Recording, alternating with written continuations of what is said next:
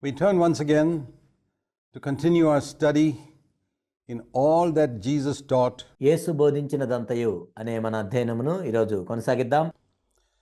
To Matthew chapter 27 and verse 33. మత్తయి సువార్త 27వ అధ్యాయం 33వ వచనాన్ని మనం చూద్దాం. They came to a place called Golgotha, which means a place of a skull. వారు కపాల స్థలమని అర్థమిచ్చు గొల్గొతా అనబడిన చోటికి వచ్చి They gave him wine to drink mingled with gall, and after tasting it he was unwilling to drink. చేదు కలిపిన ద్రాక్ష రసమును ఆయనకు త్రాగనిచ్చిరు గాని ఆయన దాన్ని రుచి చూచి త్రాగనొల్లకపోయెను. We considered that in our last study as to why he did not take that anesthetic drink. మన గత అధ్యయనంలో మనం చూసాము ఆ మత్తునిచ్చే ఆ ద్రాక్ష రసాన్ని ప్రభు ఎందుకు త్రాగలేదు. Because he wanted to be alert in the last moments on the cross. ఎందుకంటే ఆ కలువరి శిలువలో ఆ చివరి గడియలు ఆయన మేల్కొని ఉండాలి కాబట్టి. To pray, Father, forgive them, and to encourage that thief on the right side, to assure him that he would be with him in paradise. తండ్రి వీరేమి చేయుచున్నారో తెలియదు కనుక వీరిని క్షమించమని అడగాలి, మరియు తన కుడి పక్కన ఉన్న దొంగని ప్రోత్సహించి అతడు పరదైసులో ఉంటాడని చెప్పాలి. To provide for his mother and to tell John to take care of his mother. తన తల్లిని యోహానికి అప్పగించాలి. And also to cry out those words, my God, why hast thou forsaken me? నా దేవా నన్ను ఎలా విడినాడితివి అని ఆయన మొరపెట్టాలి. And that's why later on, when he had finished all that, when they gave him something to drink later on, as we read in verse 48, he was willing to take it. 48వ వచనంలో మనం చూసినప్పుడు ఇదంతా ముగించబడిన తర్వాత ఒక వ్యక్తి చిరకాలో ముంచి ఆయనకు త్రాగటానికి ఇచ్చాడు, అప్పుడు ఆయన తీసుకున్నాడు. So we see there a sensitivity to the voice of the Holy Spirit even when he was hanging on the cross. యేసుక్రీస్తు ప్రభువారు సిలువలో వేలాడుతున్నప్పటికీ కూడా పరిశుద్ధాత్మ యొక్క స్వరానికి ఆయన ఎటువంటి స్పర్శన కలిగి ఉన్నాడో మనం ఇక్కడ చూస్తూ ఉన్నాం. I mean, it's normal for a man to take some type of anesthetic when it's offered to relieve the pain. ఎవరైనా ఒక వ్యక్తి బాగా నొప్పి గుండా వెళ్తూ ఉన్నప్పుడు ఎవరైనా ఒక మత్తుకు సంబంధించిన దాన్ని ఇచ్చినప్పుడు తీసుకోవటం అనేది సర్వసాధారణం. But as soon as it was offered, Jesus heard the voice of the Spirit saying, don't take it. కానీ ఎప్పుడైతే ఆ ద్రాక్షరసం ఆయనకి ఇవ్వబడిందో మొదటిసారి పరిశుద్ధాత్ముడు చెప్పాడు తీసుకోవద్దని, వెంటనే ప్రభు విన్నాడు. It's wonderful to live like this. ఈ విధంగా జీవించడం ఎంతో అద్భుతం. All through his life we've seen it again and again and again. తన జీవితం అంతా కూడా మనం చూసినట్లయితే మరలా This is the Christian life. What we learn from Jesus is not to live by certain laws. ఆయన ఆ విధంగా చేసినట్లుగా మనం చూసాం. ఇదే క్రైస్తవ జీవితం. క్రైస్తవ జీవితం అంటే ఏదో కొన్ని రూల్స్ ప్రకారం జీవించడం కాదు, but to live by the prompting of the Holy Spirit. పరిశుద్ధాత్మ యొక్క ప్రేరేపణను బట్టి జీవించడం. In every little thing, from the time we are born again right up till the moment we die, even on our deathbed. ప్రతి చిన్న విషయంలో కూడా మనము జన్మించినప్పటి నుండి మన జీవితము చివరి వరకు మనము మరణ శయ్య మీద ఉన్నప్పటికి కూడా to listen to the voice of the Holy Spirit, పరిశుద్ధాత్మ యొక్క స్వరాన్ని మనం వింటూ ఉండాలి. because so much is missed if we don't listen to the Holy Spirit. పరిశుద్ధాత్మ యొక్క స్వరం వినకుండా ఉండటం వల్ల మనం ఎంతో నష్టపోయాం కదా. God has called us on earth to be a blessing to other people. ఇతరులకు మనం ఆశీర్వాదకరంగా ఉండాలని ఈ భూమి మీద దేవుడు మనల్ని పిలిచాడు. And if we listen to the voice of the Spirit, as we've seen in our study of the Gospel of Matthew, మత్తయి సువార్తలో మనం అధ్యయనం చేస్తున్నట్లుగా పరిశుద్ధాత్మ యొక్క స్వరాన్ని మనం విన్నట్లయితే we can complete our earthly task fully. ప్రభు మనకు అప్పగించిన ఈ భూ సంబంధమైన పనిని మనం సంపూర్ణంగా నెరవేరుస్తాం. We move now to verse 35. When they had crucified him, they divided up his garments among themselves, casting lot. 35వ వచనం మనం చూసినట్లయితే వారు ఆయన సిలువ వేసిన పిమ్మట చీట్లు వేసి ఆయన వస్త్రములు పంచుకొనిరి. Now we've noticed earlier in the Gospel of Matthew, as we were studying it, మత్తయి సువార్త మనం చదువుతున్నప్పుడు ఇంతకు ముందు మనం గమనించాము that many times we find this phrase as the scripture, so that the scripture might be fulfilled. ఈ విధంగా లేఖనము నెరవేర్చబడినట్లు అని వ్రాయబడుతూ వచ్చింది. For example, we saw that in Matthew chapter 1 and verse 22, that so that the scripture might be fulfilled. ఇక్కడ మత్తయి సువార్త 1:22లో మనం చూసినట్లయితే ఆ విధంగా లేఖనము నెరవేర్చబడినట్లు The virgin shall be with child. His birth in Bethlehem was so that the scripture might be fulfilled in Micah, that he should be born in Bethlehem. మీకాలో రాయబడినట్లుగా ఆ లేఖనం నెరవేర్చబడినట్లు ఇదిగో కన్యక గర్భవతి అయి కుమారుని కన్ను బెత్లెహేములో కుమారుని కన్ను అని ఉంది. And in chapter 2 verse 6, so that the scripture might be fulfilled as it was written by the prophet. 2వ అధ్యాయం 6వ వచనంలో మనం చూసినట్లయితే అని ప్రవక్త ద్వారా రాయబడి ఉన్నది. Matthew 2 verse 5 and 6, about Bethlehem being the place he was to be born. మత్తయి సువార్త 2:5-6 వచనాల్లో ఆయన బెత్లెహేములో పుడతాడని రాయబడి ఉంది. And when he went to Egypt and came out of Egypt, ఆ తర్వాత ఆయన ఐగుప్తుకి వెళ్ళి ఐగుప్తు నుండి వచ్చి, it was written in chapter 2 verse 15, so that the scripture prophet, the words of the prophet might be fulfilled. 2:15 వచనంలో అని ప్రవక్త ద్వారా సెలవిచ్చిన మాట నెరవేర్చబడినట్లు అని ఉంటుంది. Out of Egypt I called my son. That's from Hosea. ఐగుప్తులో నుండి నా కుమారుని పిలిచి తిని అని హోషేయలో ఉంది. And then even his staying in Nazareth, Matthew 2:23, when we were studying that, we saw he resided in Nazareth so that what was spoken by the prophets might be fulfilled. మత్తయి సువార్త 2:23లో కూడా ఆయన నజరేతులో ఉన్నప్పుడు కూడా మనం ఇంతకు ముందు చూసాము, ప్రవక్తలు చెప్పిన మాట నెరవేరినట్లు ఇలాగ జరిగిననుంది. He shall be called a Nazarene. And all through, even when he moved to Capernaum from Nazareth, ఆయన నజరేయుడని పిలువబడినట్లు అని ఇక్కడ ఉంది. ఆ తర్వాత ఆయన నజరేతు నుండి కపెర్నహూముకి వెళ్ళినప్పుడు కూడా chapter 4 verse 13, it was so that, verse 14, what was spoken through the Isaiah the prophet might be fulfilled. 4:13-14 వచనాల్లో మనం చూసినట్లయితే ప్రవక్త అయిన యెషయా ద్వారా పలుకబడింది నెరవేరినట్లు. And like that we could go through the whole Gospel of Matthew in chapter 12 verse 17, just to take a few here and there. ఈ విధంగా మత్తయి సువార్త అంతా మనం చూస్తున్నట్లయితే ఉదాహరణకి మత్తయి 12:17లో కూడా ఉంది.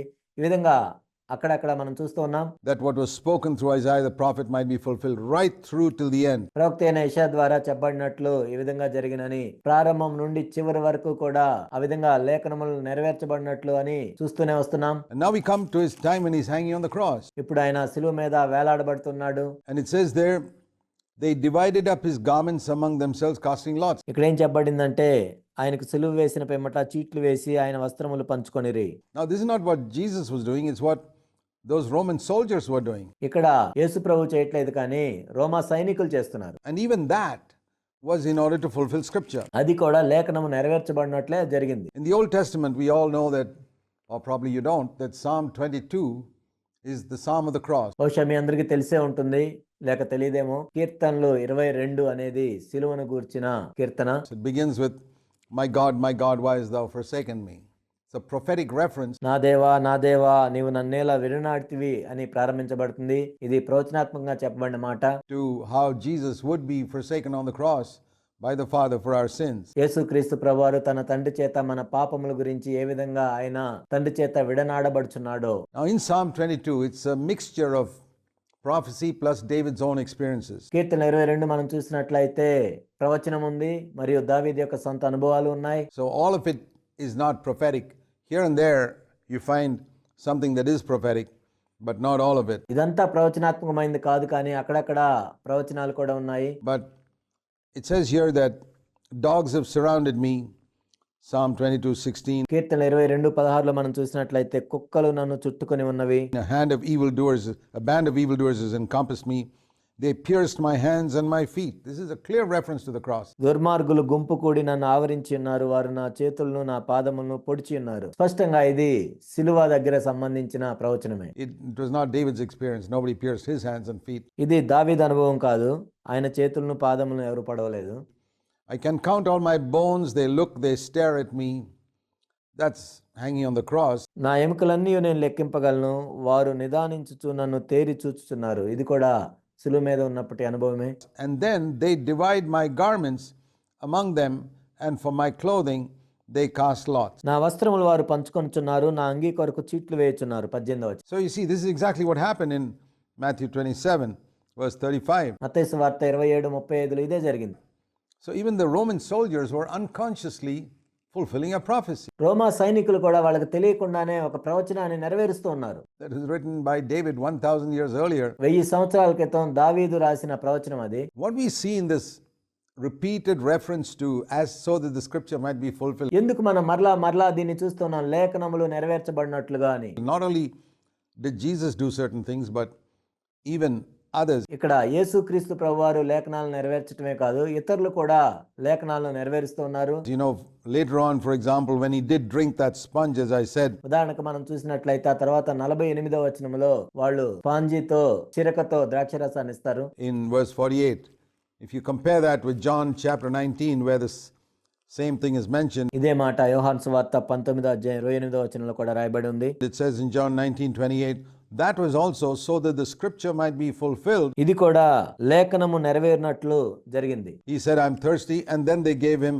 this jar full of sour wine, brought it up to his mouth. నేను దప్పిగొనుచున్నాను అని ఆయన అన్నప్పుడు చిరకతో నిండి ఉన్న ఒక పాత్ర అక్కడ పెట్టిండు కనుక వారు ఒక స్పంజి చిరకతో నింపి వాళ్ళు ఇచ్చారు. So what we learn from this is there was a specific plan that God had made for Jesus' life. దీని నుండి మనం నేర్చుకునేది ఏంటంటే యేసుక్రీస్తు ప్రభువారి జీవితం కొరకు దేవుడు ఒక ప్రత్యేకమైన ప్రణాళికను వేసి ఉన్నారు. Right from the time of his birth in Bethlehem, all the way to the time when he was hanging on the cross, and even his resurrection. ఆయన బెత్లెహేములో పుట్టినప్పటి నుండి కూడా ఆ సిలువలో వేలాడబడుతున్నప్పుడు మరియు ఆయన పునరుద్ధానం కొరకు కూడా దేవుడు ఒక ప్రత్యేకమైన ప్రణాళికను కలిగి ఉన్నారు.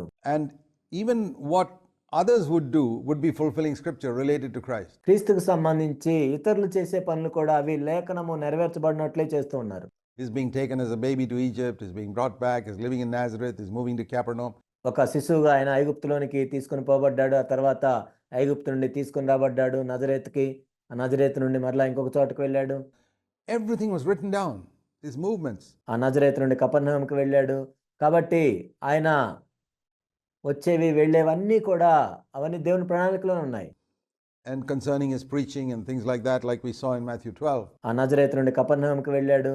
కాబట్టి ఆయన వచ్చేవి వెళ్ళేవన్నీ కూడా అవన్నీ దేవుని ప్రణాళికలో ఉన్నాయి. Now, what can we learn from this? వీటన్నిటి నుండి మనం ఏమి నేర్చుకోవచ్చు? Jesus recognized that God, the Father, had a plan for his life. తండ్రి నా జీవితం గురించి ఒక ప్రణాళిక కలిగి ఉన్నాడు అన్న విషయాన్ని యేసుక్రీస్తు ప్రభువారు గుర్తించారు. In fact, that's something that applies to all of God's children if you really understand it. నిజానికి అర్థం చేసుకున్నట్లయితే దేవుని బిడ్డలందరి ఎడల కూడా దేవుడు ఒక ప్రణాళికను కలిగి ఉంటాడు. It says in Psalm 139 that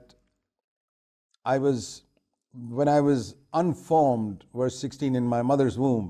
He's talking about the time when I was in my mother's womb. Verse 13, you wove me in my mother's womb, David says. కీర్తన 139:13లో మనం చూసినట్లయితే నా అంతరింద్రియములు నీవే కలుగజేసితివి, నా తల్లి గర్భమందు నన్ను నిర్మించిన వాడవు నీవే. And your eyes saw, verse 16, Psalm 139:16, my unformed substance, and in your book. 16వ వచనంలో చూసినట్లయితే నేను పిండమునై ఉండగా నీ కన్నులు నన్ను చూచెను, నియమింపబడిన దినముల్లో ఒకటైనా కాకమునిపే నా దినములన్నీ నీ గ్రంథములో లిఖితములాయెను. That is the book in which God's plan for David was written. దావీదు పట్ల, దావీదు జీవితం పట్ల దేవుని యొక్క ప్రణాళిక పుస్తకంలో రాయబడి ఉంది. They were all written down, the days that were ordained for me, when as yet there was not even one of them. నా దినములన్నీ నియమింపబడిన దినములు ఒకటైనా కాకమునిపే నీ గ్రంథములో లిఖితములాయెను. At what age he should be anointed, maybe around 19-20. ఏ వయసులో దావీదు అభిషేకించబడాలి? బహుశా 19-20 సంవత్సరాలప్పుడు. At what age he should be king? 30. At what age he should be king over all Israel? 37 or so. And at what age he should die? Around 70. ఏ వయసులో ఆయన రాజు కావాలి? 30 సంవత్సరాలు. తర్వాత ఇశ్రాయేల్ అంతటికి ఏ వయసులో రాజు కావాలి? So that was all written. And that applies to much more to every child of God. అవన్నీ కూడా రాయబడ్డాయి. కాబట్టి ఇవన్నీ కూడా ఇంకా ఎంతో ఎక్కువగా దేవుని యొక్క బిడ్డలకు అన్వయించబడతాయి. If you believe it, and the earlier in your life you believe it, the better it is. నువ్వు నమ్మినట్లయితే, నువ్వు ఎంత తొందరగా దాన్ని నమ్మితే అంత బాగుంటుంది. Because you can seek to fulfill God's plan for your life. ఆ విధంగా నువ్వు నీ జీవితంలో దేవుని యొక్క ప్రణాళికను నెరవేర్చవచ్చు. Now we've often considered this great truth, which is what I believe the greatest truth in the whole Bible. Bible అంతట్లో కల్లా ఇదెంతో గొప్ప సత్యమని నేను నమ్ముతాను. Which is written in John 17:23, that God loves us as he loved Jesus Christ. యోహాను సువార్త 17:23 మనం చూసినట్లయితే దేవుడు యేసుక్రీస్తును ఏ విధంగా ప్రేమించాడో మనల్ని కూడా అదే విధంగా ప్రేమిస్తున్నాడు. There are many verses that tell us that God loves us. ఎన్నో వచనాలు ఉన్నాయి దేవుడు మనల్ని ప్రేమిస్తున్నాడు అని చెప్పడానికి. But there's one verse that tells us how much God loves us, and that's John 17:23. కానీ ఒక్క వచనం ఏం తెలియజేస్తుందంటే ఎంతగా దేవుడు మనల్ని ప్రేమిస్తున్నాడు అని. యోహాను 17:23. God loves us as much as he loved Jesus Christ. యేసుక్రీస్తు ప్రభువుని దేవుడు ఎంతగా ప్రేమించాడో మనల్ని కూడా అంతగానే ప్రేమిస్తున్నాడు. And if that be true, and it is true, ఒకవేళ అదే నిజమైతే, అది నిజమే, then if God had a specific plan made out for Jesus' life from birth to death. దేవుడు యేసుక్రీస్తు ప్రభు జీవితం పట్ల ఆయన పుట్టినప్పటి నుండి చనిపోయే వరకు అంత ప్రణాళికను కలిగి ఉన్నట్లయితే Then we can be absolutely sure that God has made a specific plan for us. దేవుడు మన ఏళ్ల కూడా ఒక ప్రత్యేకమైన ప్రణాళిక కలిగి ఉన్నాడని మనం నిశ్చయంగా నమ్మొచ్చు. But that won't be fulfilled unless you believe it and you seek it. నువ్వు దాన్ని నమ్మి దాని గురించి వెతకనట్లయితే అది నీ జీవితంలో ఏమి నెరవేరదు. Jesus was always seeking to find that will. That's why he prayed often and sought, cried out. యేసుక్రీస్తు ప్రభువారు ఆ చిత్తాన్ని ఎప్పుడు వెతుకుతూ ఉండేవాళ్ళు. అందుకే ఆయన ఎప్పుడు కూడా ప్రార్థిస్తూ ఉండేవాళ్ళు, మొరపెడుతూ ఉండేవాళ్ళు, వెతుకుతూ ఉండేవాళ్ళు. And kept himself from sin so that his mind would be clear. పాపానికి ఎంతో దూరంగా ఉండి ఆ విధంగా తన మనసును ఎంతో స్పష్టంగా ఉంచుకున్నాడు.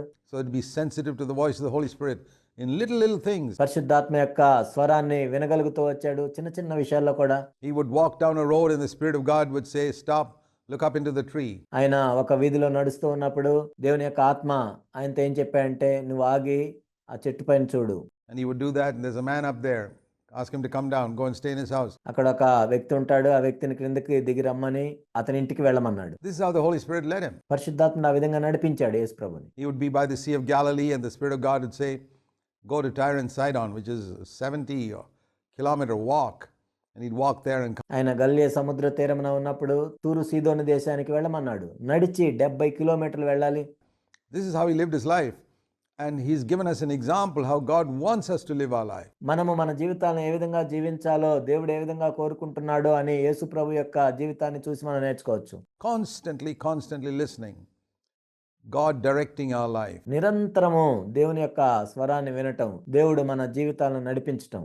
You know, we have a destination to become like Christ completely. The Bible says God has predestined us, Romans 8:29, to become like Jesus Christ. రోమా 8:29 ఈ విధంగా చెప్పబడింది. మనము యేసుక్రీస్తు ప్రభు యొక్క స్వరూపంలోనికి మార్చబడినట్లు ఆయన ముందుగానే నిర్ణయించెను.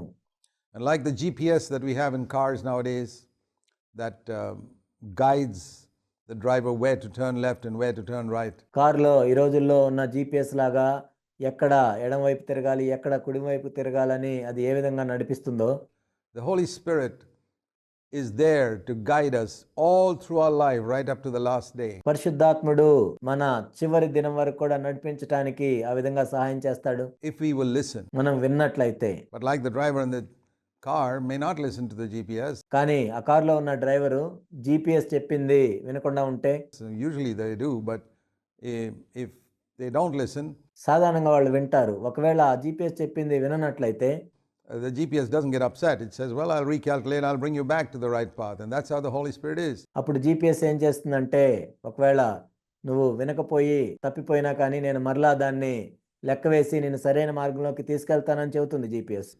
If you have gone astray somewhere and we don't listen, He doesn't get upset with us, but He guides us back to the right path.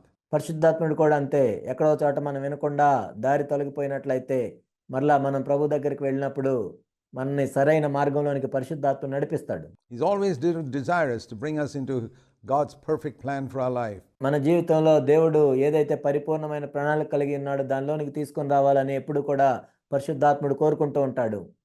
And that's what we learned from this incident of the repeated reference to as the scripture is written, or as written in the scripture, so that the scripture might be fulfilled. లేఖనములో ఈ విధంగా రాయబడింది, లేఖనములు నెరవేర్చబడినట్లు ఇది జరిగెను అని మనం చూస్తూ ఉన్నప్పుడు కూడా అదే నేర్చుకోవాలి. We must come to the end of our life also with numerous instances in our life as the Holy Spirit led him, he walked. మన జీవితము చివరికి వచ్చేసరికి మనకు కూడా ఇలాంటి అనుభవాలు అనేకమైనవి ఉండాలి. పరిశుద్ధాత్ముడు నడిపించిన ప్రకారము ఆ వ్యక్తి ఈ విధంగా నడిచాడు అని. And as the Spirit told him to go, he walked. ఆత్మ వెళ్ళమని చెప్పినప్పుడు ఆయన వెళ్ళాడు. And as it was written in the book, in God's plan for his life, he went here, he went there, he did this, he did that. దేవుని యొక్క పరిపూర్ణమైన ప్రణాళిక గ్రంథంలో ఉన్నట్లుగా రాయబడినట్లుగా ఆయన అక్కడికి వెళ్ళాడు, ఇక్కడికి వెళ్ళాడు, అది చేశాడు, ఇది చేశాడు అని ఉండాలి. And you'll find if you walk like that, at least from the time you're born again, we can't do anything about the years before that. కనీసం తిరిగి జన్మించిన తర్వాత అయినా నువ్వు ఆ విధంగా నడుచుకుంటూ ఉన్నట్లయితే అంతకు ముందు ఉన్న వాటిని మనం ఏం చేయలేము. Acts 17:30 says God overlooks the times of ignorance, but from the time we get light, he wants us to repent. అపోస్తుల కార్యములు 17:30లో ఉన్నట్లుగా అజ్ఞాన కాలం దేవుడు చూచి చూడనట్లు విడిచిపెట్టినని ఉంటుంది. కానీ ఎప్పుడైతే మనం వెలుగును పొందుతామో అప్పటి నుండి అయినా ఈ విధంగా నడుచుకోవాలి. And turn around from that independent way of life. మనకు వెలుగు కలిగినప్పటి నుండైనా మనం మారు మనసు పొందాలి. మనం సొంతగా మన మీద ఆధారపడి జీవించే జీవన విధానాన్ని విడిచిపెట్టాలి. And seek Him all the time and not decide on our own. ఆయన్నే ఎప్పుడూ వెతుకుతూ ఉండాలి. మన సొంతగా నిర్ణయాలు తీసుకోవటం కాదు. This is where Jesus lived so differently. యేసుక్రీస్తు ప్రభువారు ఈ విధంగా ఎంతో వ్యత్యాసంగా జీవించారు. What can we learn from Jesus? What did Jesus teach us? యేసు ప్రభు దగ్గర నుండి మనం ఏమి నేర్చుకోవచ్చు? ఆయన ఏం బోధిస్తున్నాడు మనకి? We would say not to live like Adam. ఆదాము వలె మనం జీవించకూడదని. Adam had the choice of two ways of life. The two trees symbolized two ways of life. ఆదాము రెండు జీవన విధానాల్లో జీవించవచ్చు. అక్కడ రెండు చెట్లు కూడా రెండు జీవన విధానాలకు సంబంధించినవి. One is where you take the knowledge of good and evil within you, ఒకటేంటంటే ఏది మంచి ఏది చెడు అని నీ లోపలికి నువ్వు తీసుకొని, and you don't have to consult God anymore. You just use your reason, go where you like, decide what is best. నీవు దేవుని మీద ఆధారపడాల్సిన అవసరం లేదు, అడగాల్సిన అవసరం లేదు. కాబట్టి నీ తెలివితేటలతో నీవు జీవించవచ్చు. And use your mind to find out what is the best and do it. This is how every human being lives. నీకేది మంచిదో నువ్వే నిర్ణయించుకొని నువ్వు జీవించవచ్చు. ప్రతి ఒక్క మానవుడు కూడా ఈ విధంగానే జీవిస్తూ ఉంటాడు. And many Christians live like that too. అనేక మంది క్రైస్తవులు కూడా ఈ విధంగానే జీవిస్తూ ఉంటారు. The other is the tree of life, where we seek for the power of the Holy Spirit, seek to be filled with the Holy Spirit. ఇంకొక చెట్టును చూసినట్లయితే అది జీవవృక్షంగా ఉంది. అది పరిశుద్ధాత్మ యొక్క శక్తిని సూచిస్తుంది. పరిశుద్ధాత్మ యొక్క శక్తి మీద ఆధారపడి జీవించటాన్ని సూచిస్తుంది. And allow the Spirit of God to lead us every single day. ప్రతిరోజు కూడా దేవుని యొక్క ఆత్మ చేత మనం నడిపించబడాలని కోరుకోవటం. God wants to lead us every single day. And this is pictured in the Old Testament with the pillar of cloud and the pillar of fire. పరిశుద్ధాత్మ ప్రతిరోజు మనం నడిపించాలని కోరుకుంటాడు. పాత నిబంధనలో మనం చూసినట్లయితే అగ్ని స్తంభము, మేఘ స్తంభానికి ఇది సాదృశ్యంగా ఉంది. That led Israel day by day. ఇశ్రాయేలు వారిని ప్రతిరోజు అనుదినము కూడా ఆ విధంగా నడిపిస్తూ వచ్చారు. God didn't give a map to the Israelites to go from Egypt. దేవుడు ఇశ్రాయేలుకి ఐగుప్తు నుండి కనానుకు వెళ్ళటానికి ఒక మ్యాప్ని ఇవ్వలేదు దేవుడు. No, then they wouldn't have depended on God. That would have been like the tree of knowledge of good and evil. ఆ విధంగా అయితే వాళ్ళు దేవుని మీద ఆధారపడి ఉండేవాళ్ళు కాదు. అది మంచి చెడ్డల తెలివించి వృక్షం వలె ఉండేది. I've got it all before me. I don't need to consult God. ఇప్పుడు నాకు కావాల్సిందంతా నా ముందుంది, నేను దేవుడిని అడగాల్సిన పని లేదు. But God gave them a pillar of cloud that led them moment by moment. దేవుడు వాళ్ళకి మేఘస్తంభాన్ని ఇచ్చాడు. ఎందుకంటే ప్రతి క్షణము కూడా వాళ్ళు దాని మీద ఆధారపడి వెళ్ళాలని. They wouldn't even know where they're going to be in the evening. సాయంత్రం వాళ్ళు ఎక్కడికి వెళ్తారో కూడా వాళ్ళకి తెలియదు. The pillar of cloud may get up, may move up and move on. ఒక మేఘస్తంభం అనేది ఆ విధంగా ముందుకు వెళ్తుంటే వీళ్ళు ముందుకు వెళ్తూ ఉండేవాళ్ళు. And there's a beautiful verse in the book of Numbers that tells us about this. సంఖ్యాకాండంలో దీని గురించి చెప్పే ఒక అద్భుతమైన వచనం ఉంది. In Numbers chapter 9, it says here in verse 18, beautiful words that should be fulfilled in our life. సంఖ్యాకాండము 9వ అధ్యాయం 18వ వచనంలో ఎంతో అద్భుతమైన వచనం ఉంది. ఇది కూడా మన జీవితంలో నిజమవ్వాలి. Numbers chapter 9 verse 17. ఇక్కడ 9:17 మనం చూసినట్లయితే, Whenever the cloud was lifted from over the tent, the sons of Israel would set out. And where this cloud settled down, the sons of Israel would camp. ఆ మేఘము గుడారం మీద నుండి పైకెత్తబడినప్పుడు ఇశ్రాయేలీయులు ప్రయాణమై సాగిరి. ఆ మేఘము ఎక్కడ నిలిచెనో అక్కడనే ఇశ్రాయేలు తమ గుడారములను వేసుకునిరి. Think of this as the leading of the Holy Spirit. పరిశుద్ధాత్మ యొక్క నడిపింపు అని మనం దీన్ని చూసినట్లయితే, And when the cloud and the command of the Lord, they would set out. At the command of the Lord, they would camp. And as long as the cloud settled over the tabernacle, they remained camped. ఆ మేఘము గుడారం మీద నుండి పైకెత్తబడినప్పుడు ఇశ్రాయేలు ప్రయాణమై సాగిపోయారు. ఆ మేఘం ఎక్కడ నిలిచినో అక్కడే ఇశ్రాయేలు తమ గుడారాలను వేసుకున్నారు. And when the cloud lingered over the tabernacle for many days, they would stay there many days. Sometimes the cloud remained just a few days. And according to the command of the Lord, they remained camped. Then according to the command of the Lord, they set out. యెహోవా నోటి మాట చొప్పున ఇశ్రాయేలు ప్రయాణమై సాగిరి. యెహోవా నోటి మాట చొప్పున వారు తమ గుడారములు వేసుకొనిరి. ఆ మేఘము మందిరం మీద నిలిచిండిన దినములన్నీ వారు నిలిచిరి. ఆ మేఘము బహుదినములు మందిరం మీద నిలిచిన ఎడల ఇశ్రాయేలు యెహోవా విధిని అనుసరించి ప్రయాణము చేయకుండిరి. If sometimes the cloud remained from evening until morning, then when this cloud is lifted in the morning, they would move out. అలాగే మేఘము సాయంకాలం మొదలుకొని ఉదయం వరకు నిలిచిన ఎడల ఉదయం అందు ఆ మేఘం పైకెత్తబడగానే వారు ప్రయాణం చేసిరి. Or if it remained in the daytime and at night, whenever the cloud is lifted, they would set out. పగలేమి రాత్రేమి ఆ మేఘము పైకెత్తబడినప్పుడే వారు ప్రయాణం చేసిరి. whether it was 2 days or a month or a year that the cloud lingered over the tabernacle, they stayed over it. ఆ మేఘము 2 దినములు గాని, 1 నెల గాని, ఏడాది గాని Sons of Israel remained camped, did not set out when it was lifted. They did set out. At the command of the Lord, they camped. At the command of the Lord, they set out. తడవు చేసి మందిరం మీద నిలిచిన యెడల ఇశ్రాయేలు ప్రయాణం చేయక తమ గుడారంలో నిలిచిరి. అది ఎత్తబడినప్పుడు వారు ప్రయాణం చేసిరి. యెహోవా మాట చొప్పున వారు తమ గుడారములు వేసుకొనిరి. యెహోవా మాట చొప్పున వారు ప్రయాణం చేసిరి. This is how they reached Canaan. ఈ విధంగా వాళ్ళు కనాన్లోనికి ప్రవేశించారు. It's an amazing passage. Numbers 9, verse 15 to 23. ఇది ఎంతో అద్భుతమైన వాక్య భాగము. సంఖ్యాకాండము 9వ అధ్యాయం 15 నుండి 23 వచనాలు. That means sometimes, the cloud would remain there from evening till morning. కొన్నిసార్లు ఆ మేఘం అనేది సాయంత్రం నుండి ఉదయం వరకు ఉంటుంది. That means the cloud stopped in the evening. దాని అర్థం ఏంటంటే సాయంత్రం పూట ఆ మేఘం ఆగిపోతుంది. And now remember what they got to do. They got to pitch their tents now. చూడండి ఇప్పుడు వాళ్ళు ఏం చేయాలో, వాళ్ళు ఇప్పుడు గుడారాలు వేసుకోవాలి. Okay? It takes quite a while to pitch their tents. కాబట్టి ఆ గుడారాలు వేసుకోవటానికి సమయం పడుతుంది. And all these 2 million people pitch their tents and settle down. ఆ 20 లక్షల మంది వాళ్ళ గుడారాలు వేసుకొని ఉంటారు. And lo and behold, this is just the night is over, wake up in the morning, the cloud is moving.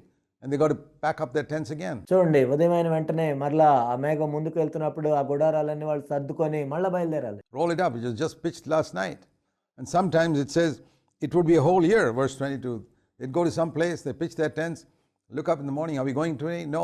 Next day, no. Next day, no. 365 days they'd be there. రాత్రిపూట వాళ్ళు గుడారాలు వేసుకొని ఉదయమున వెళ్ళిపోవాలి. కొన్నిసార్లు అయితే ఆ మేఘము 1 సంవత్సరం పాటు ఉండేది. వాళ్ళు గుడారాలు వేసుకుంటారు, వాళ్ళు ఉదయం లేచి ఇప్పుడు వెళ్ళాలా అనుకుంటారు, మరలా రేపు లేచి ఈరోజు వెళ్ళాలేమో అనుకుంటారు. ఆ విధంగా 1 సంవత్సరం ఉండాల్సి వస్తుంది. God did not show them where they were going to go next. కాబట్టి తర్వాత వెంటనే ఎక్కడికి వెళ్ళాలో దేవుడు ముందే చూపించలేదు. And this is a beautiful picture of how the Holy Spirit leads us. పరిశుద్ధాత్ముడు మనల్ని ఏ విధంగా నడిపిస్తాడు అని చెప్పడానికి ఇది ఎంతో అందమైన సందర్భం. He doesn't give us a plan for our future, but He leads us step by step. మన భవిష్యత్తుకు సంబంధించిన అంత ప్రణాళికను మనకి ఇవ్వలేదు, కానీ ఒక్కొక్క అడుగు ఆయన మనల్ని నడిపిస్తాడు. This is what we learned from Jesus. యేసుక్రీస్తు ప్రభు దగ్గర నుంచి ఇదే మనం నేర్చుకున్నాం. This is what Jesus taught us. We are not to live like Adam, యేసు ప్రభు వారు ఇదే బోధించారు మనకి. మనం ఆదాం వలె జీవించాల్సిన అవసరం లేదు. by the knowledge of good and evil. మంచి చెడులను అనుసరించి మనం నడుచుకోవాల్సిన అవసరం లేదు. We are to live dependent on the Holy Spirit. మనం పరిశుద్ధాత్మ మీద ఆధారపడి జీవించాలి. As many as are led by the Holy Spirit, they are the sons of God. ఎందరైతే ఆత్మచేత నడిపించబడతారో వారందరూ దేవుని కుమారులు అనబడతారు. And coming back to Matthew 27, మత్తయి సువార్త 27వ అధ్యాయంలో మనం చూసినట్లయితే it says they put above him his head the charge against him which was read, "This is Jesus, the King of the Jews." ఇతడు యూదుల రాజు అయిన యేసు అని ఆయన మీద మోపబడిన నేరము వ్రాసి ఆయన తలకు పైగా ఉంచిరి. And at that time 2 robbers were crucified with him, one on the right and one on the left. And those passing by were hurling abuse at him and wagging their heads. మరియు కుడివైపున ఒకడును ఎడమవైపున ఒకడును 2 బందిపోటు దొంగలు ఆయనతో కూడా సిలువ వేయబడిరి. This also is fulfillment of scripture. If you read in Psalm 22, we read there in Psalm 22 verse 7. ఇది కూడా లేఖనం నెరవేర్చబడినట్లే జరిగింది. కీర్తనలు 22:7లో మనం చూసినట్లయితే All who see me sneer at me, they separate of the lip, they wag their heads, saying, "Commit yourself to the Lord, let him deliver him, let him rescue him." నన్ను చూచి వారందరూ పెదవులు విరిచి తల ఆడించుచు నన్ను అపహసించుచున్నారు. యెహోవా మీద నీ భారం మోపము, ఆయన వాణ్ణి విడిపించునేమో, వాడు ఆయనకి ఇష్టడు గదా, ఆయన వాణ్ణి తప్పించునేమో అందరు. And that's exactly what they said also. ఖచ్చితంగా ఇలానే అన్నారు. They said in verse 43, "He trusts in God, let him deliver him if he takes pleasure." 43వ వచనంలో వాళ్ళు చెప్పారు, వాడు దేవుని యందు విశ్వాసం ఉంచెను, నేను దేవుడు కుమారుడని చెప్పిన కనుక ఆయనకి ఇష్టడైతే ఆయన ఇప్పుడు వాణ్ణి తప్పించునని చెప్పిరి. It's amazing how when we walk in the will of God, even other people around us are just fulfilling God's plan for our life. ఇదెంతో అద్భుతం. మనం దేవుని చిత్తంలో నడుస్తూ ఉన్నట్లయితే ఇతరులు కూడా వాళ్ళు దేవుని యొక్క వాక్యాన్ని నెరవేరుస్తూ ఉంటారు. God knows exactly what they're going to say, వాళ్ళు ఖచ్చితంగా ఏం చెప్పబోతున్నారో దేవునికి తెలుసు. what they're going to do. They're going to cast lots for our garments. వాళ్ళు ఏం చేయబోతున్నారో దేవునికి తెలుసు. మన అంగీల గురించి వాళ్ళు చీట్లు వేసుకుంటారు. They're going to say, "He trusts in God, let him deliver him." దేవుని యందు నమ్మకం ఉంచాడు కదా, దేవుడు తప్పిస్తాడేమో అని అంటారు. So many words in Psalm 22 literally being fulfilled here. కీర్తనలు 22లో అనేకమైన మాటలు ఇక్కడ ఖచ్చితంగా నెరవేర్చబడ్డాయి. And they made fun of him, saying, you who are going to destroy the temple, rebuild it. Let's see if you're the Son of God, come down from the cross. దేవాలయమును పడగొట్టి 3 దినముల్లో కట్టువాడా, నిన్ను నువ్వే రక్షించుకొనుము, నీవు దేవుని కుమారుడవైతే సులువు మీద నుండి దిగుమని చెప్పుచు ఆయన్ను దూషించిరి. The chief priests, verse 41, and the scribes and elders were all mocking him, saying, he saved others, he cannot save himself. He is the King of Israel, let him come down. 41వ వచనం. అలాగే శాస్త్రులను, పెద్దలను, ప్రధాన యాజకులను కూడా ఆయన్ను అపహసించుచు, వీడు ఇతరులను రక్షించును, తను తానే రక్షించుకొనలేడు. ఇశ్రాయేల్ రాజు గదా, ఇప్పుడు సిలువ మీద నుండి దిగిన ఎడ్ల వారిని నమ్ముదుము. And the robbers also, who had been crucified with him, were casting the same insults at him. Initially, both robbers. ఆయనతో కూడా సిలువ వేయబడిన బందిపోటు దొంగలను అలాగే ఆయన్ను నిందించిరి. ప్రారంభంలో అయితే ఇద్దరు దొంగలు కూడా ఆ విధంగానే ఉన్నారు. were making fun of him, just along with the crowd. అందరితో పాటు వాళ్ళు కూడా అపహసిస్తూ ఉన్నారు. And what is it that made one robber finally change మరి అందులో ఒక దొంగ ఎందుకు మారాడు? and said, Lord, remember me when you come into your kingdom? ప్రభువా, నీ రాజ్యంతో నీవు మరలా వచ్చినప్పుడు నన్ను జ్ఞాపకం చేసుకోమని ఎందుకు చెప్పాడు? I believe it was this, దానికి కారణం ఇది అయి ఉంటుందని నేను అనుకుంటున్నాను. that with all this sneering and mocking and ridiculing and ఎంతో మంది ఆయన్ని అపహాస్యం చేస్తున్నా, దూషిస్తున్నా, ఆయన చూసి నవ్వుతున్నా, saying, if you're the king of Israel, come down, నీవు ఇశ్రాయేల్ రాజువైతే దిగిరమ్ము అని వాళ్ళు అంటున్నా కానీ they saw Jesus absolutely silent. యేసుక్రీస్తు ప్రభువారు ఎంతో మౌనంగా ఉండటం ఆ దొంగ చూశాడు.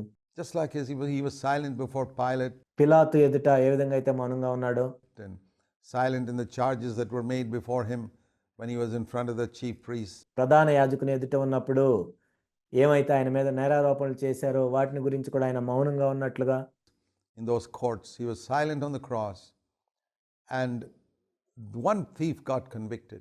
ఆ కోర్టుల దగ్గర ఏ విధంగా అయితే ప్రభు మౌనంగా ఉన్నాడో ఇక్కడ కూడా అంతే మౌనంగా ఉన్నాడు. దాన్ని చూసి ఆ దొంగ ఒప్పించబడ్డాడు.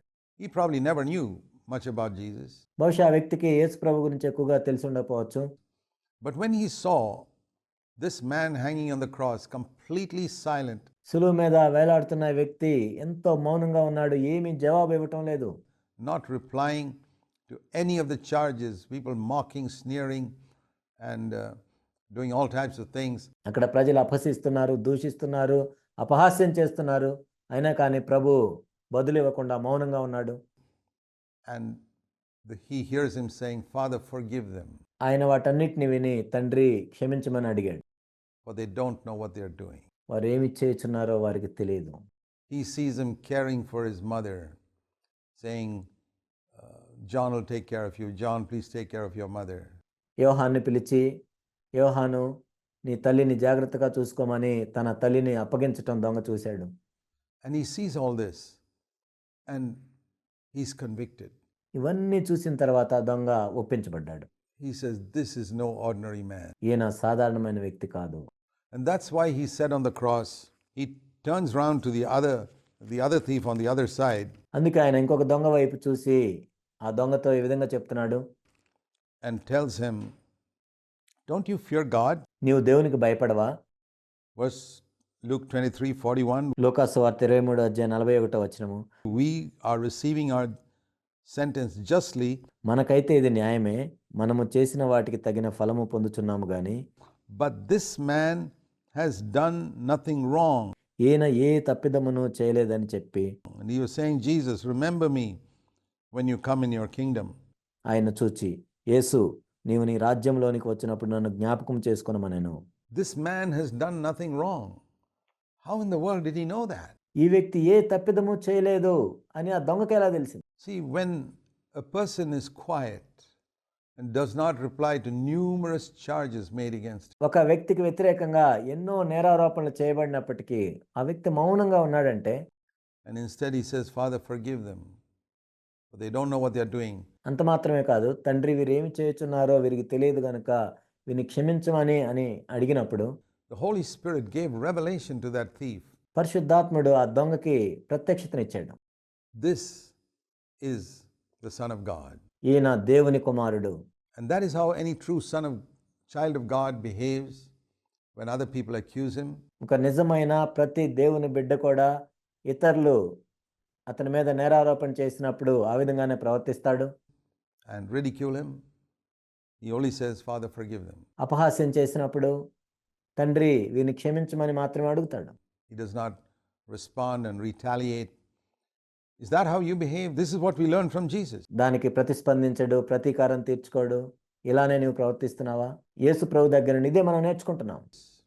All that Jesus taught. He's taught us hanging on the cross also how to behave towards those who ridicule us and make fun of us. యేసు బోధించిందంతా మనం చూస్తూ ఉన్నాము. ఆయన శిలువ మీద వేలాడుతూ కూడా మనకు బోధిస్తూ ఉన్నాడు. ఆయన ఇతరులు అపహాస్యం చేసినప్పుడు, దూషించినప్పుడు ఏ విధంగా ప్రవర్తించాలో మనకు నేర్పిస్తూ ఉన్నాడు. And then from the 6th hour, darkness fell upon all the land until the 9th hour. And about the 9th hour, Jesus cried out, my God, why have you forsaken me? ఆ తర్వాత మనం చూసినట్లయితే మధ్యాహ్నం మొదలుకొని 3 గంటల వరకు ఆ దేశమంతటా చీకటి కమ్మెను.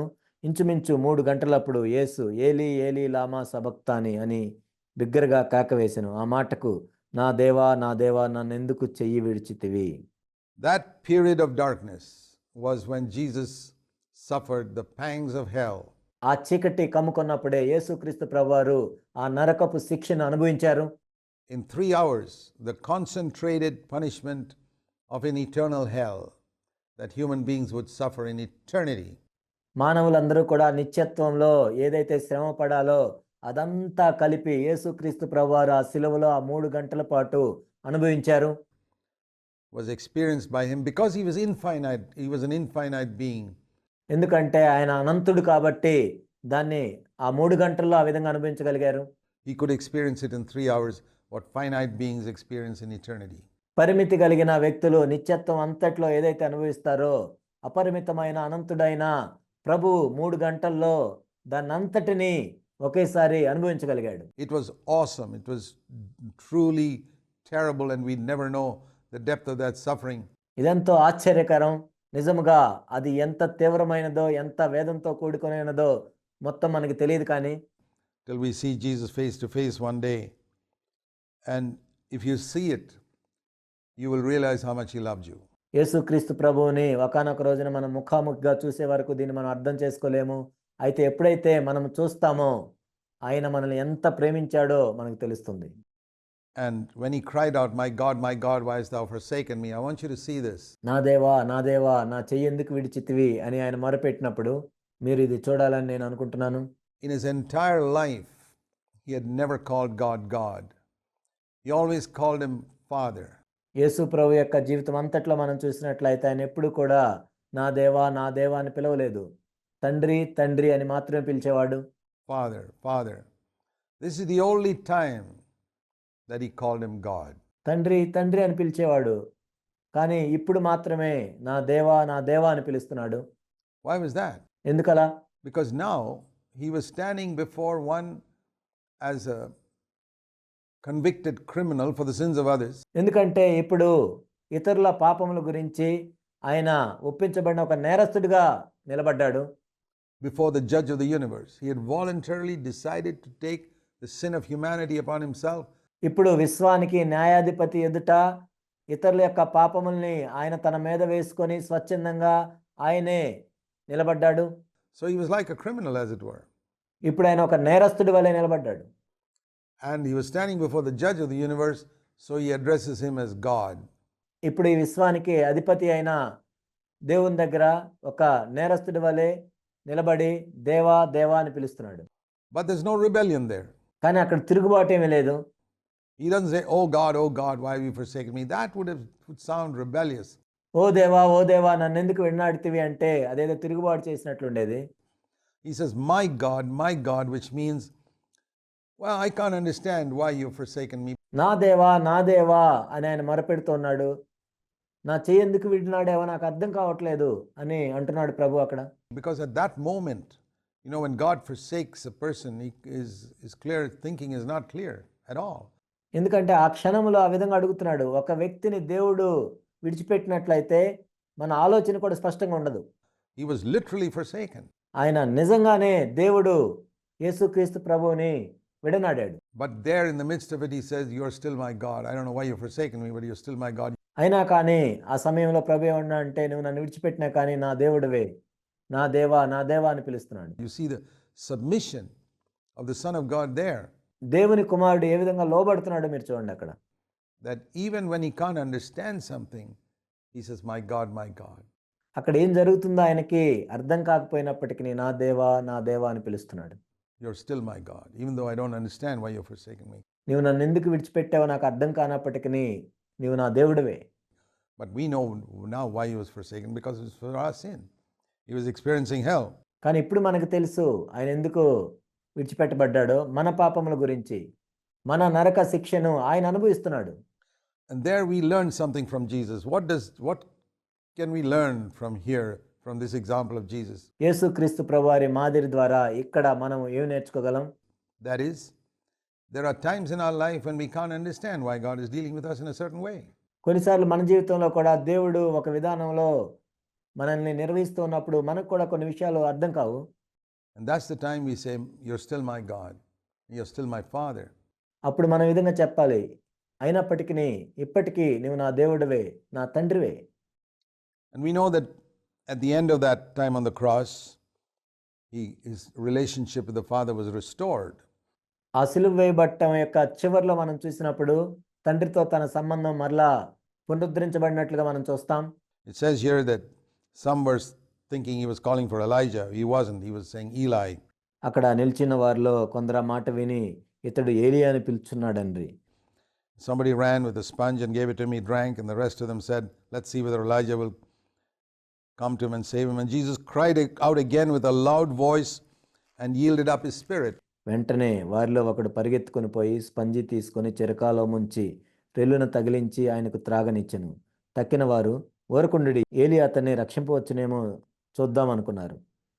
యేసు మరలా బిగ్గరగా కేకవేసి ప్రాణం విడిచెను. What did he say at that moment with a loud voice? బిగ్గరగా కేకవేసి అప్పుడు ఏం చెప్తున్నాడు ప్రభు? That we know from one of the other Gospels. We read, Father, into your hands. First of all, he said, it is finished. మరొక సువార్తలో మనం చదువుతాము, మొట్టమొదటిగా ఏం చెప్పాడంటే ఇది సమాప్తమాయెను. The work of salvation was over. The work of redemption was over. రక్షణ యొక్క కార్యం ముగించబడింది, విమోచన కార్యక్రమం అనేది ముగించబడింది. And then that's from John 19 and verse 30. ఇది యోహాను సువార్త 19:30లో ఉంటుంది. And we also know from Luke 23 and verse 46 that he also cried out saying, Father. Now it was not God. The relationship had been restored. లోక 23:46లో మనం చూసినట్లయితే అప్పుడు యేసు తండ్రి అని పిలుస్తున్నాడు. ఇక్కడ ఆ సంబంధం మరలా పునరుద్ధరించబడింది. By the end of the 3 hours, Father, into thy hands I commit my spirit. ఆ 3 గంటల చివర్లో తండ్రి నీ చేతికి నా ఆత్మను అప్పగించుకొనుచున్నాను. It's very beautiful to see, comparing scripture with scripture, the different gospels, what happened on the cross. ఇక్కడ వేర్వేరు సువార్తల్లో ఒక లేఖనాన్ని మరొక లేఖనంతో పోల్చి చూడటం అనేది ఎంత అద్భుతం. ఆ సిలువలో ఏం జరిగిందో అర్థం చేసుకోవటం. Their relationship with the Father was restored, and తండ్రితో ఆ సంబంధం అనేది మరలా పునరుద్ధరించబడటము. as he cried out, it is finished, the veil of the temple, verse 51, is torn from top to bottom. అక్కడ యేసు బిగ్గరగా కేకవేసి తన ప్రాణాన్ని విడిచిన తర్వాత అప్పుడు దేవాలయపు తెర పైనుండి క్రింద వరకు రెండుగా చినిగెను. 51వ వచనం. The veil was the thing that blocked off the presence of God from people in the Old Testament times. పాత నిబంధనలో మనం చూసినట్లయితే ఆ తెర అనేది దేవుని యొక్క సన్నిధి కనపడకుండా అడ్డుగా ఉంటుంది ప్రజలకు. God dwelt in the most holy place of the tabernacle. When it was rent, it showed that the way into the most holy place was now open. ప్రత్యక్ష గుడారంలో అతి పరిశుద్ధ స్థలంలో దేవుడు ఉంటాడు, మధ్యలో తెర ఉంటుంది. ఇప్పుడు తెర చినిగిపోయింది కాబట్టి దేవుని యొక్క సన్నిధిలోనికి వెళ్ళటానికి ఒక మార్గము తెరవబడింది. You could go right into God's presence. Man could come into God's presence now and call him Father. ఇప్పుడు నేరుగా దేవుని యొక్క సన్నిధిలోనికి వెళ్ళొచ్చు. మానవుడు దేవుని యొక్క సన్నిధిలోనికి వెళ్ళి తండ్రి అని పిలవచ్చు. Something that they could not experience. That was the price that had to be paid. ఇంతకు ముందు ఎవరు కూడా అనుభవించలేనిది, దాని కొరకు వెల చెల్లించాల్సిన అవసరం ఉంది. And we read in Luke's Gospel and in Hebrews chapter 10 that this veil symbolizes, verse 20, the flesh of Jesus. హెబ్రీయులకు రాసిన పత్రిక 10:20వ వచనంలో మనం చూస్తాము ఆ తెర అనేది యేసుక్రీస్తు ప్రభు యొక్క శరీరమే. That's a big subject in itself. ఇదే ఎంతో పెద్ద అంశం. But it was in the flesh of Jesus that symbolized that veil was torn and the way was opened into the most holy place. ఆ తెర చినగటం అనేది యేసుక్రీస్తు ప్రభు యొక్క మాంసయుక్తమైన దేహము గురించి చెప్పబడుతుంది. ఆ విధంగా అతి పరిశుద్ధ స్థలంలోనికి మార్గము తెరవబడింది. And it was torn from the top to the bottom, it says in verse 51.